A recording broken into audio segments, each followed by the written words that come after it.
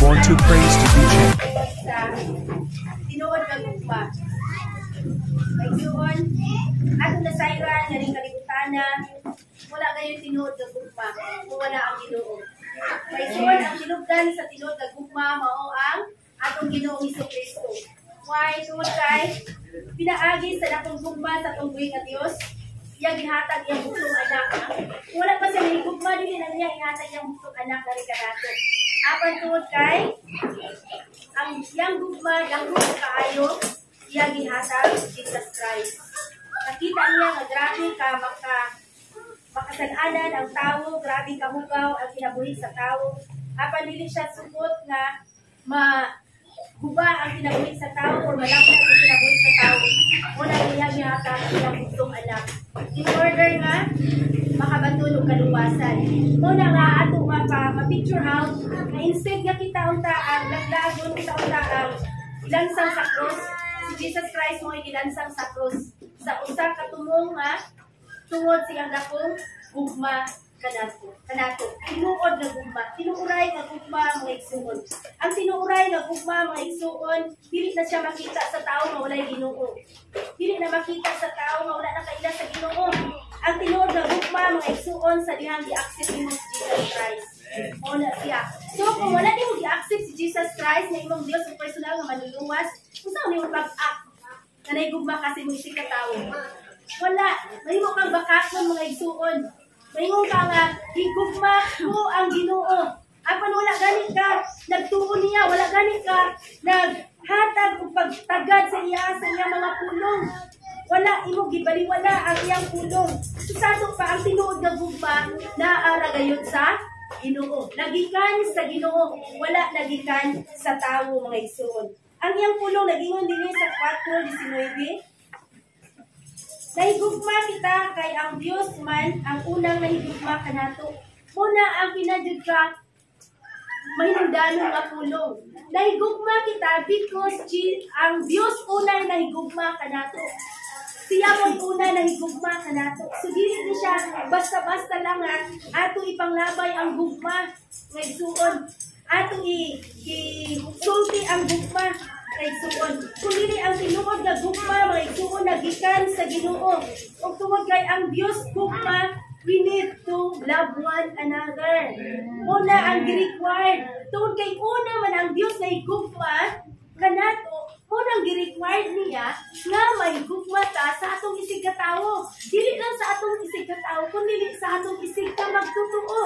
Sa atong pakauban nato sa church kay nagtuo man diha ni Kristo. So muna gitawag na isig ka magtutuo because kauban nato nga nagtuo diha ni Kristo. Ay suon.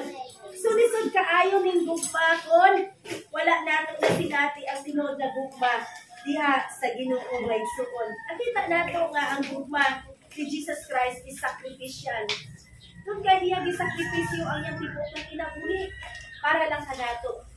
May igsuon kung nakakita mo sa hitabo sa Turkey may igsuon dahil sa Turkey naglino, dahil sa kaamahan na iya gi-cover ang iyang anak. Okay ra siya mamatay na sarili lang niya ang anak. Una siyang tinuod na gugma. Okay ra ni si Jesus, okay ra niya nga siya ilansang dili lang kita. Una tinuod na gugma. Mga igsuon. Ya kung ato mailhan si Jesus Christ sa atong kinabuhi, dili ta magduha-duha. Sa ato dawaton si Jesus. Dili ta magduha-duhaton kay tinuod ang pulong sa Ginoo. Mga igsuon, mo na gani nga true love nagikan sa Ginoo. Di ta makaingon nga akna siya naguni akong true love. Ang ako ang minaan, ang akong kauban. No, ang true love mga igsuon naa ni Jesus Christ. Then makabaton na sa true love sa imong family, sa imong loved ones, or sa imong minahal, sa imong uyab, o sa imong bana, if Jesus kauban diha. Pero kung wala gani na kauban si Jesus diha sa imong family, dili na true love. Tawhanon ra na nga pagbahi. Kung wala gani nakita si Jesus sa imong relasyon sa imong uyab, sa imong relasyon sa imong bana, sa imong asawa, sa imong relasyon sa isig katawo nimo, sa imong relasyon sa isig ka magtutuo nimo, ug dili gani na makita si Jesus, that is not true love. Kay ang true love naa si Kristo. Unang lisod kaayo pamalandungon na mag-imong tanga na higugma ko sa Ginoo niya imong isigkataon dili mo kaya higugmaon. Dili kani mo kaya higugmaon imong bana, imong asawa. Ano man sa panahon nga maglagot kaniya mag-away mo imong gani palapit sa uban. So true love di ay natawag. Di ba? Makabalo ang tanan, makabalo ang tibuok kalibutan. Ang uban karon nga managtigayon, mag-away sila, makabalo ang tibuok kalibutan. Kay suon kung kailain, bandilyo. Siya sila pag bandilyo ni anak, mainan sa tibuok kalibutan. Then, sa diya magkauliay na po na, ikaw ang ako ang first love, ikaw ang akong true love. No. Makita na ang true love, ang tinuod na gugma, once si Jesus, anaa diha.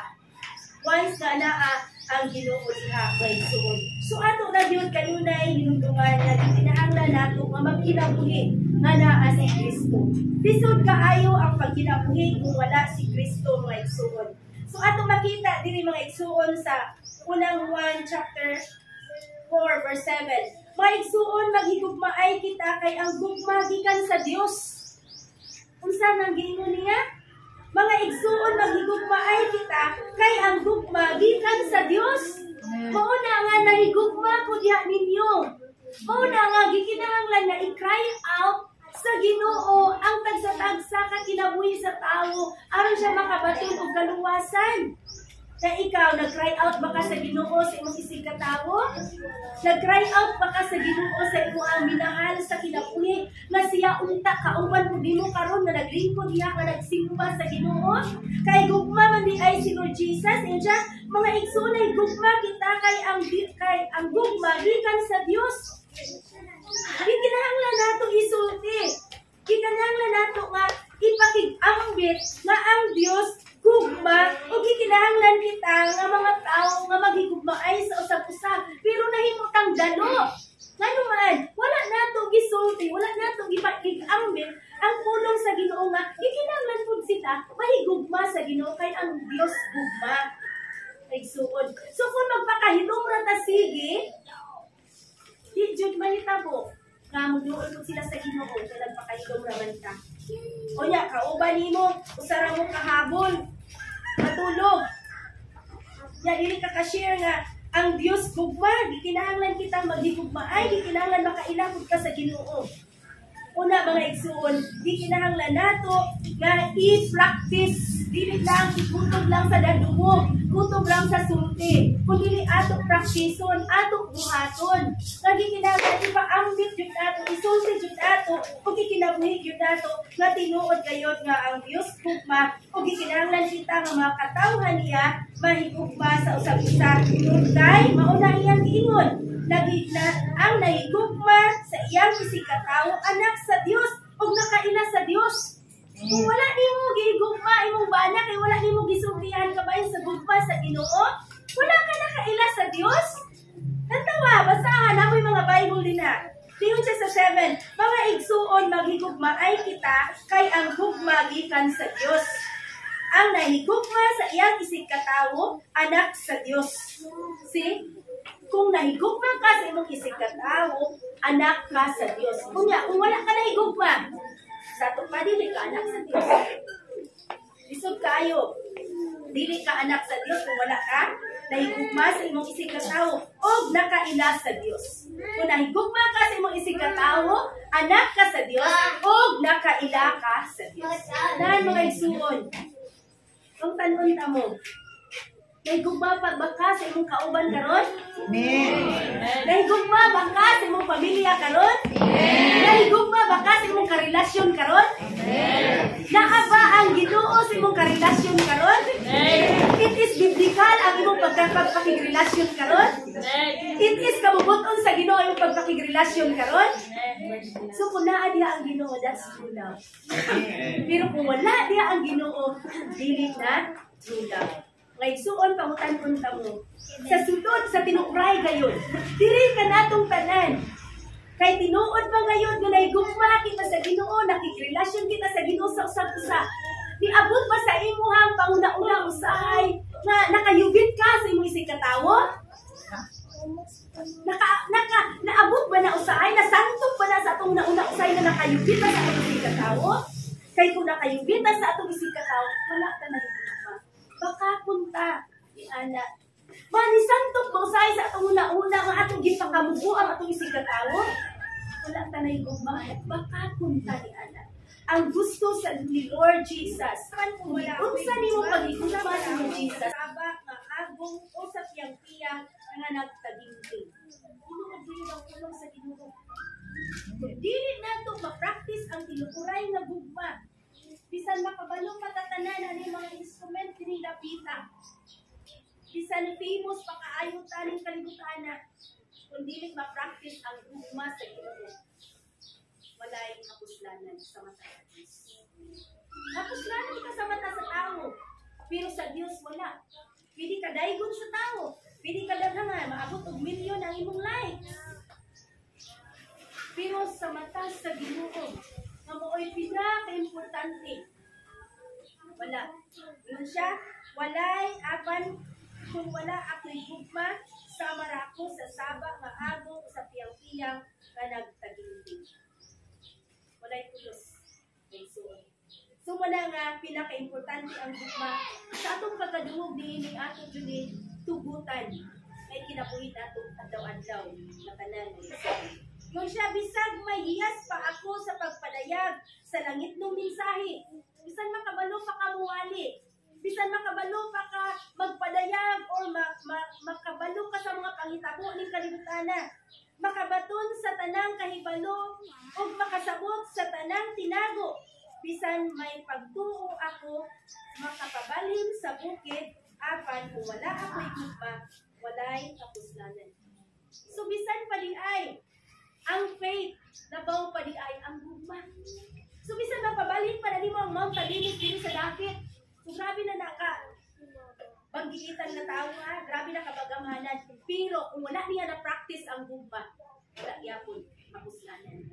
Then mga igsuon, sa atong pagsimba, sa atong pagdawat sa Ginoo, gikinahanglan jud nato matimudan ang iyang pulong. Gikinahanglan jud nato matalinghugan ang iyang pulong ug ikinabuhi. Kay ang ato ang pagkinabuhi kanunay wala ang Dios, kunting lang aya. Manggawa sa atong baba dili mao. Ang atong mga mata, atong mga tinulukan, nakapadaot sa atong isig katawo. Ang ato ang kinabuhi dili mahimong